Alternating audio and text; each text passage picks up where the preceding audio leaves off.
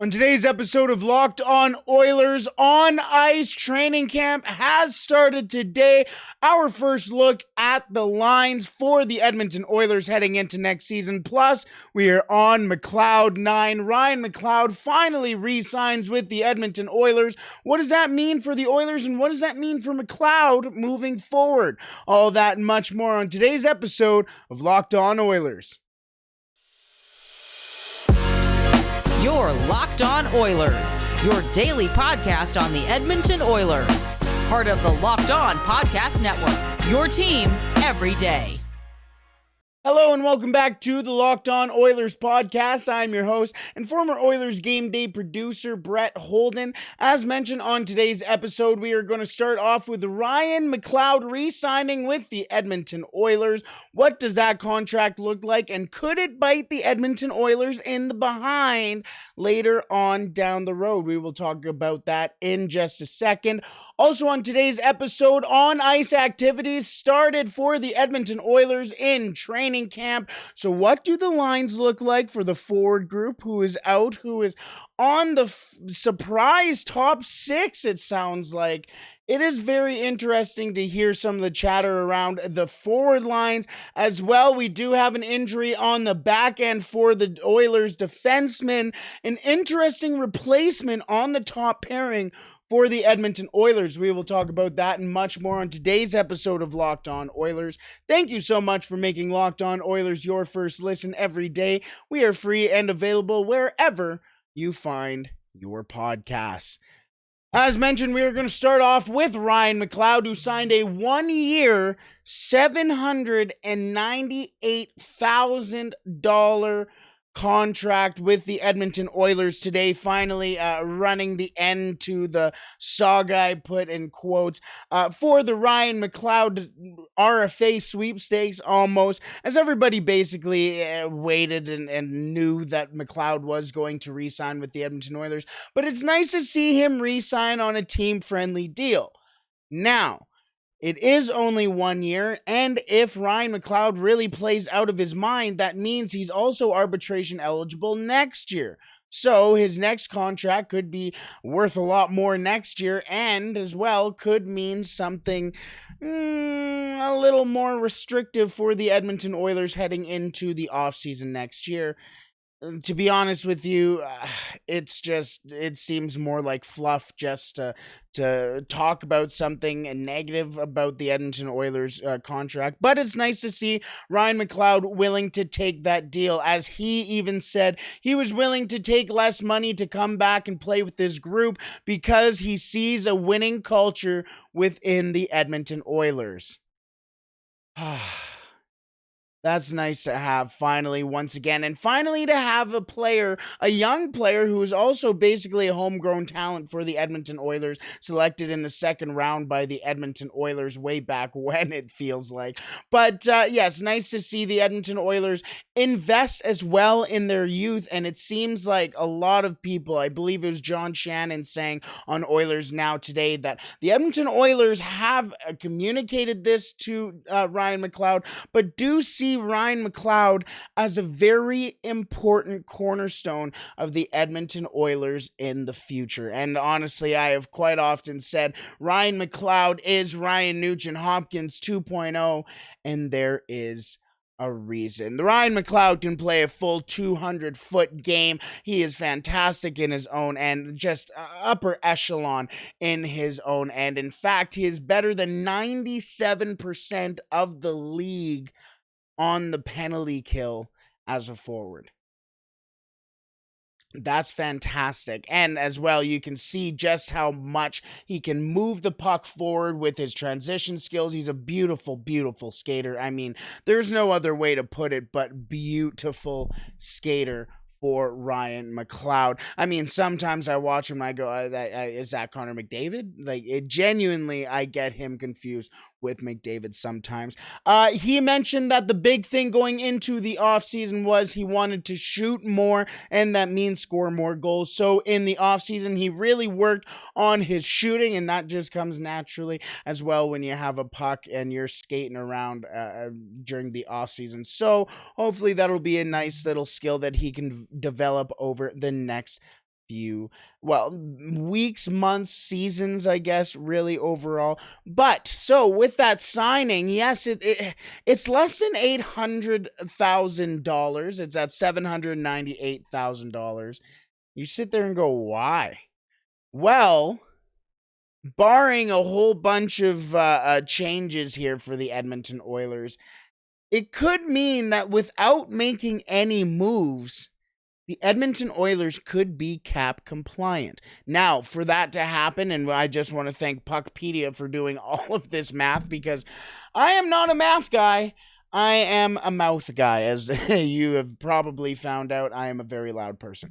But for the Edmonton Oilers to be cap compliant come the start of the season, the roster would have to have 21 players.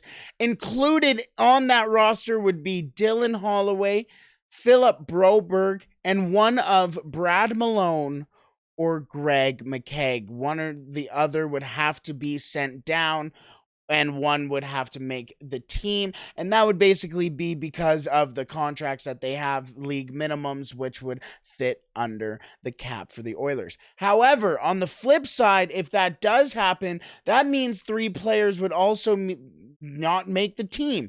Those 3 players would include Devin Shore, Dmitry Samorukov, which would really be a shame for the Edmonton Oilers and Dmitry Samorukov, and one of Derek Ryan or Matthias Janmark would have to hit waivers and eventually get sent down, probably just as a paper transaction, and then call back up in some form later on.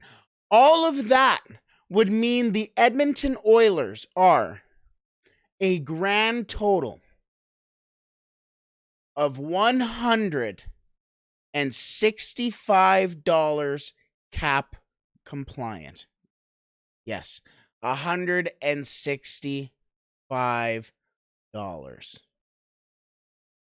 I'm trying to think of a comparable for $165. I mean, one day of work on what is it called? I don't even know.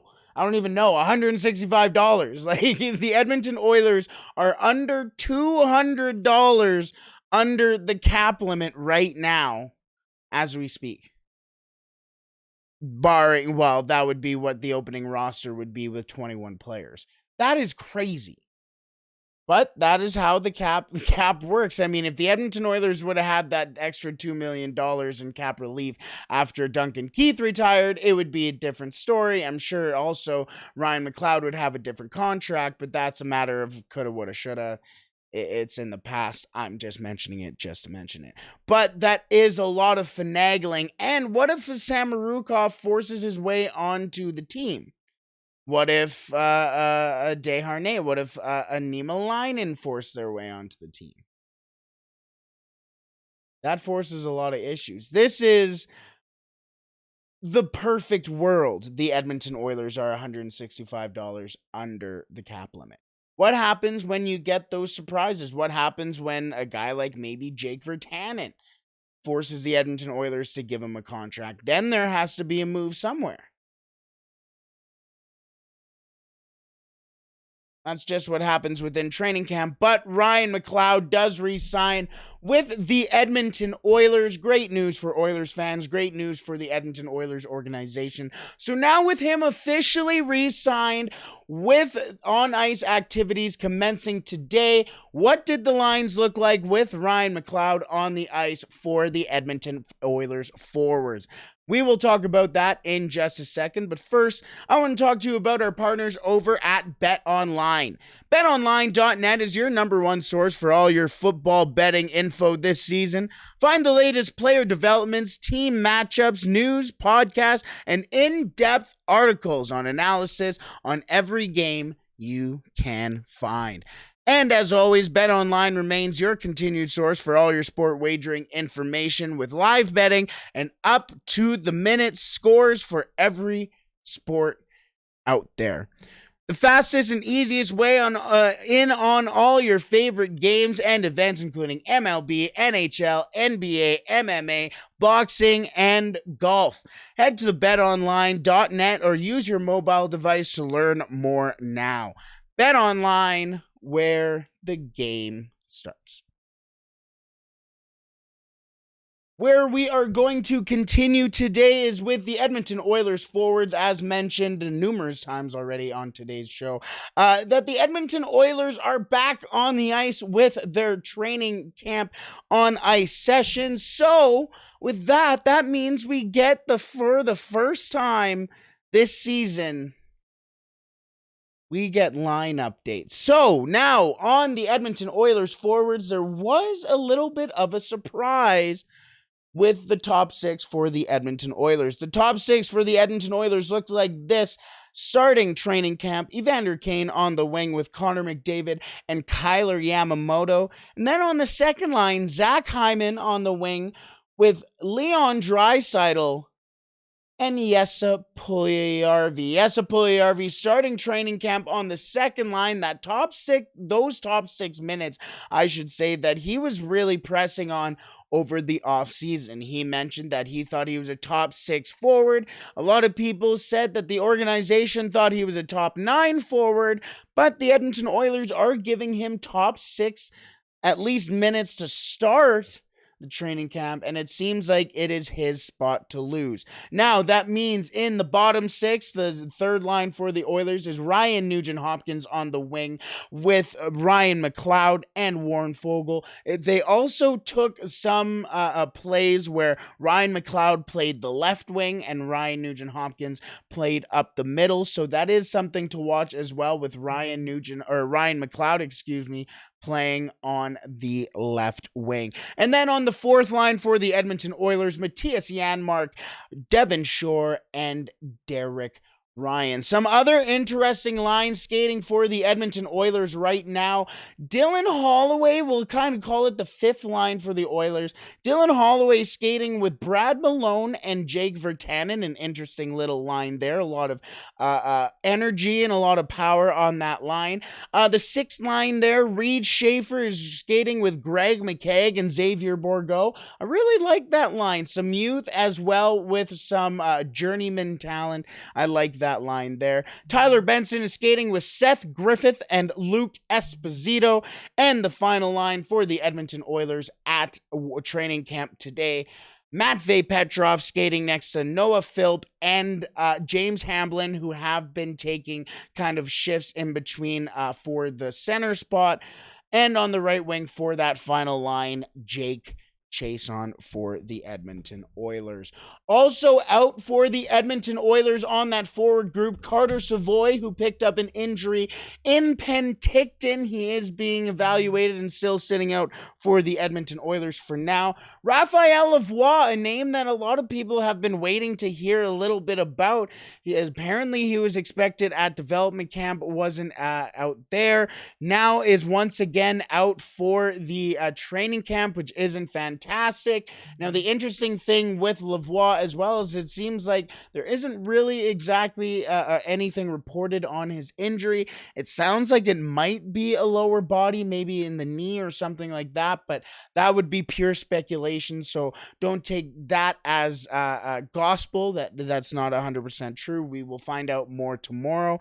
And Tyler Tullio, another one of those prospects who kind of turned some heads for the Edmonton Oilers in Penticton there, is out with, it sounds like, a hand or a wrist injury as well. Again, don't take that as gospel, but was not skating with the Oilers today. Another name that wasn't skating with the team today, or at least that I didn't see too much about, was Justin Bailey, the Edmonton Oilers PTO, or another guy that the Oilers sent a PTO out to for this year. Hopefully that's just a maintenance day or whatever that may be, extra training, extra this, that, or the other thing. But yeah, no Justin Bailey for the Edmonton Oilers there.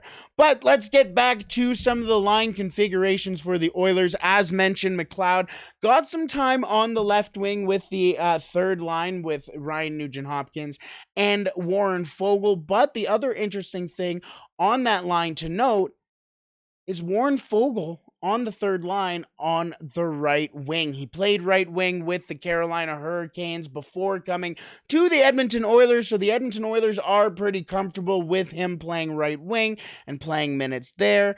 And that also opens up kind of a little bit of that depth for the Edmonton Oilers on the right side. Now, as mentioned, Kailer Yamamoto and Jesse Puljujarvi, first and second line, respectively, opening up this year's training camp. And that kind of turns some heads there as well. Now, I'll be 100% honest with you. I like a line of Holloway, McLeod, and Puljujarvi, but that's a dream. That's a fever dream. These are just lines to start off the training camp. But it does give a vote of confidence for Jesse Puljujarvi. Today, in his press conference, wasn't very interested in talking about the past and last season. He has made it very clear that he just wants to turn the page and focus on this year. That is the mentality of a matured player. A matured player. Now it's a matter of seeing it on the ice of a matured player, but regardless, it is now time for Jesse Puljujarvi to take a step up and really produce with the two top end players in Connor McDavid and Leon Draisaitl. Jay Woodcroft is giving him the shot right off the top, playing him with Leon Draisaitl, a healthy Leon Draisaitl, a guy who is very good at moving the puck, and with Jesse Puljujarvi being kind of a guy that a lot of people say move the puck off his stick too quickly. Leon Draisaitl is a guy who likes to carry the puck himself, and as well, when he needs to, drop it off to guys who are open. Jesse Puljujarvi loves to get the puck on the blue line and distribute it from there to start off the rush and to also start off the puck possession in the offensive zone as well.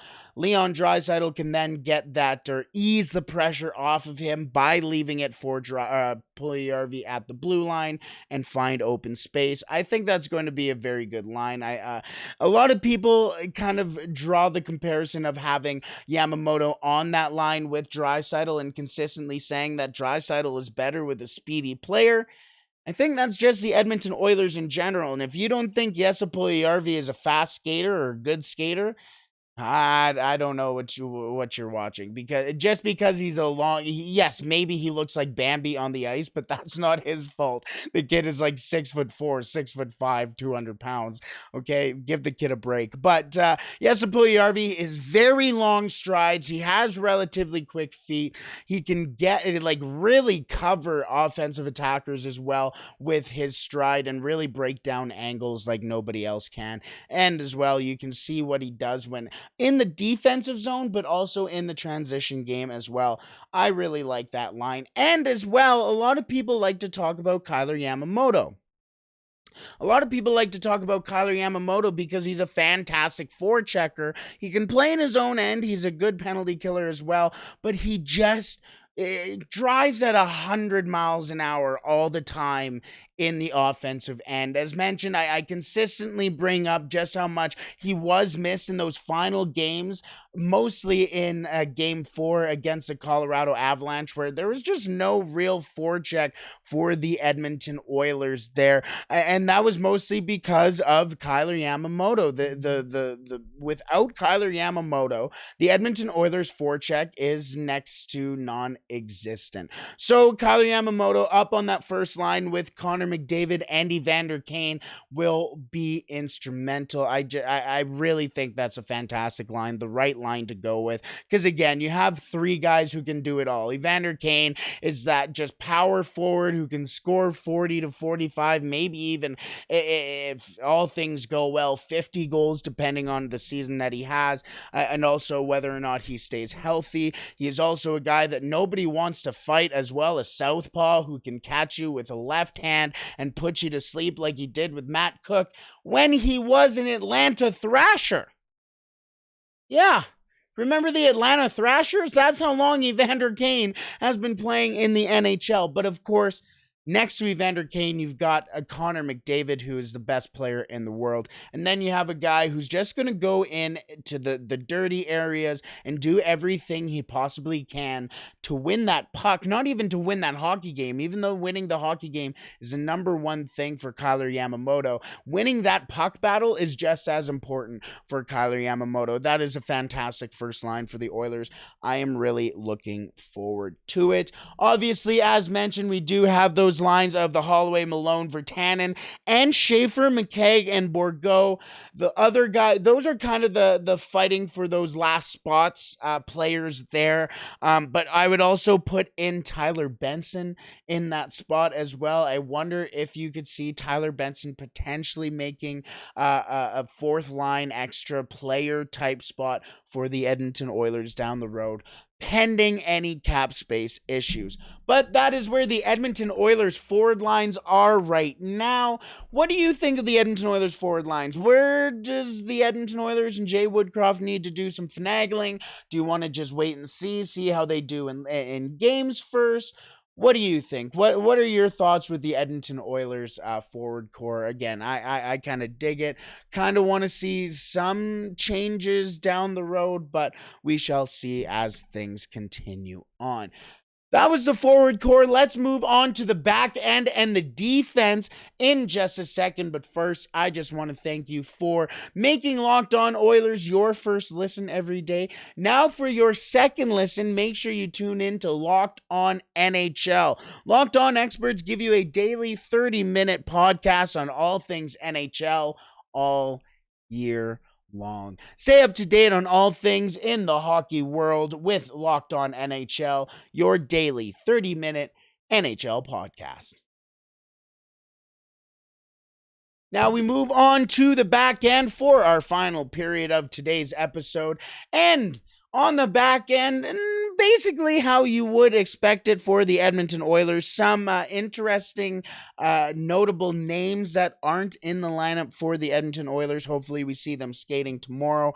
But the pairings for the Oilers today, Darnell Nurse lining up next to Maximus Wanner. Yes, Max Wanner getting some time on the top pairing for the Edmonton Oilers today. Now, yes, that is mostly to do with Cody Ceci. Well, it has entirely everything to do with Cody Ceci being out for the Edmonton Oilers for now with his hamstring. But the trust to have Max Wanner next to Darnell Nurse to start off training camp, that shows some trust in the kid.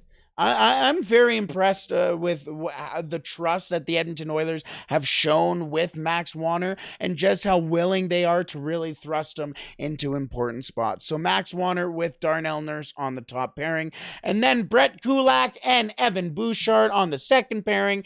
Philip Broberg and Tyson Barrie on that third pairing. Ryan Murray and Dmitry Samorukov round out the fourth pairing. Marcus Niemelainen's paired up with Jason Demers. Caldas is with Philip Kemp. One of the newer guy, I believe he is on an AHL contract. I believe his name is Alex Peters, is lined up next to Michael Kesselring, and Darian Kielp, who is on an AHL contract, also lines up there for the Edmonton Oilers. Also out, as mentioned, Cody Ceci with that hamstring injury, hamstring strain. They do expect him to be skating by around Sunday. But again, having Wanner up there, we'll talk about that in a little bit more, but that's pretty impressive. Also out, I noticed there wasn't really much out on Vincent Desharnais, who had a lot of momentum going into the Edmonton Oilers training camp. Didn't really see him paired up today. Hopefully that's just finishing up the last couple of things in his media or whatever he needs done today. But yeah, no Vincent Desharnais for the Edmonton Oilers, it didn't seem like. But some interesting names to talk about for the Edmonton Oilers pairings. As mentioned, Max Wanner. Now, I know Moose Jaw Warrior player right now. He's 100% going to be heading back to the Warriors this year in the dub. But first pairing with Broberg and Penticton, he's filling in for Ceci on the top pairing. for now. Yes, Tyson Barrie, as reported, has also been playing with Darnell Nurse for now, just because Cody Ceci is out, just kind of seeing who else can skate with Darnell Nurse. But I like this. I like the trust to have Warner out there. Now, that also allows a lot of the media, like myself and like a lot of people around the Edmonton Oilers, to talk about Max Warner, because he is going to get a lot of eyes on him now, playing next to Darnell Nurse. And that's also going to come in practice when he's facing the top talents like a Connor McDavid, a Leon Draisaitl, so on and so forth. So for Max Warner, obviously he's not going to make the team this year, but for down the road to be able to have that trust and play against that top talent is massive for him now. And other than that, most of the defensive pairings are as expected. Kulak and Bouchard stayed together. Broberg and Barrie stayed together. The interesting one is Ryan Murray and Dmitry Samorukov, as Samorukov seems to be slated as that 8th defenseman right now. But how long does that last? Because, as mentioned, Dmitry Samorukov is waiver eligible, and if the Edmonton Oilers do want to be cap compliant with that new contract with Ryan McLeod, he's going to have to be, well, not on the team come the start of the season. That would mean he would have to be put on waivers in order to be sent back down. And the risk of losing Dmitry Samorukov for nothing really, I think that really irks the Edmonton Oilers in the wrong way. Samorukov can really be a very good defenseman, and for how long the Edmonton Oilers have had Samorukov in their development program, in their organization, I don't think they want to lose him. So I think Samorukov will be a name to watch to see if he can outplay a Broberg, outplay a Murray, outplay somebody for a spot. If he was to outplay Murray for a spot, he would really have to outplay somebody. But again, Samorukov spent his summer in Edmonton, commuting to Rogers Place from his place in Edmonton. And that's all with the expectation that he was going to be playing NHL minutes. Maybe not necessarily all the time, but at least with the big club this year. I understand that the NHL is a business, but there is personal things that come into a lot of situations in the NHL. Markus Niemelainen lining up next to Jason Demers. I like a lot lining up Niemelainen with a veteran, a 34-year-old who has been in the NHL, who has been through some stuff in the game. I really like that. I think Jason Demers would give a lot of wisdom to a guy who's trying to find his footing in the NHL, as a guy who is also trying to find his footing in the NHL, but on polar opposite ends of their career. I like that there. And then, of course, you get into the AHL lines there. So obviously, it's the start of camp for the Edmonton Oilers. Lines coming out for the next couple of days. I'm sure they will be tweaked here and there for the Edmonton Oilers, but either way, exciting times because we get to talk about it, and exciting times because the Edmonton Oilers have a game this weekend. I cannot wait, because then on Monday we have a game to talk about. But also, just a reminder, on Saturday it is the Edmonton Oilers training camp day, as you can go down. They're having a fun little day in the Ice District. You can go and watch a practice there. They're going to have a whole bunch of events. Hunter's going to be there. It's going to be a great time to open up the season, as once again training camp has started. Let's call it there for today. A beautiful day outside. Yes, it is basically the end of the day, but I hope you enjoyed it. We shall talk to you tomorrow heading into the weekend. I hope you have a wonderful day. Stay safe. Don't do anything I wouldn't do, and play La Bamba, baby.